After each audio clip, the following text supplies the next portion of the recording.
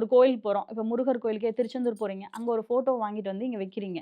இதே அந்த முருகர் உங்க கூட இருக்கணும்னு வச்சுக்கோங்களேன். அங்க இருக்கிற முருகரே என் கூட வந்து கூடயே வரணும், எங்க வீட்ல இருக்கணும் அப்படின்லாம் நீங்க நெனச்சீங்கன்னா, அந்த கோயில்ல அந்த முருகரோட அனுமதியோட அங்க இருக்கக்கூட அங்கேயும் கருப்பசாமி தெய்வமா இருக்காருங்க.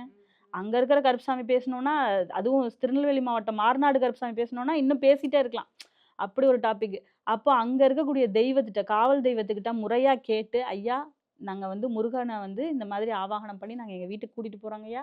எங்களுக்கு கொஞ்சம் உதவி பண்ணுங்கன்னு" சொல்லிட்டு, அங்க இருக்கிற மண்ண வந்து ஒரு பேப்பர்ல மடிச்சு, ஒரு ஒரு மஞ்சள் துணியில அத எடுத்துக்கிட்டு, முருகர்கிட்ட வெத்தல பாக்கு வச்சு, "ஐயா, நான் இந்த ஃபோட்டோவும் இதையும் வாங்கிட்டு வரேன். நீயே என் கூட இருக்கிற மாரி வந்து அருள் புரிங்க" அப்படின்னு சொல்லிட்டு நம்ம வீட்டுக்கு வந்து எடுத்துட்டு வந்து, ஒரு வேலோ நீங்க இந்த படத்தையோ வந்து வாங்கி வச்சு எப்படி வழிபடுறீங்களோ, அதே மாதிரி உங்க ஏரியா கருப்பசாமி நீங்க யார வேண்டுறீங்களோ, ஒரு சங்கிலி கருப்போ, ஒரு பிளவ கருப்போ, அவருடைய அந்த ஸ்வரூபத்த, அவருடைய அந்த ஸ்டாச்சுவோ, இல்ல அந்த படமோ வாங்கி எடுத்துட்டு, அந்த ஏரியாவுடைய அந்த மண்ண வந்து அந்த கருப்பசாமிட்ட நம்ம வந்து எப்படி கேட்கணுமோ, அந்த மாதிரி கேட்டு, "என் கூட வந்து அருள் புரியணும் ஐயா" அப்படின்னு சொல்லி கேட்டுட்டு, அந்த பூசாரிகிட்டயும் கேட்டு உத்தரவு வாங்கிட்டு, வெத்தல பாக்கு வச்சு, காணிக்கை வச்சு உத்தரவு வாங்கிட்டு, இதெல்லாம் எடுத்துட்டு வந்து வீட்டுக்கு வந்து, நீங்க எங்க இருக்கீங்களோ அங்க வச்சு வழிபடும்போது, நிச்சயமாக அவர் உங்க கூட தொணைக்கு வந்து அருள் புரிவார்.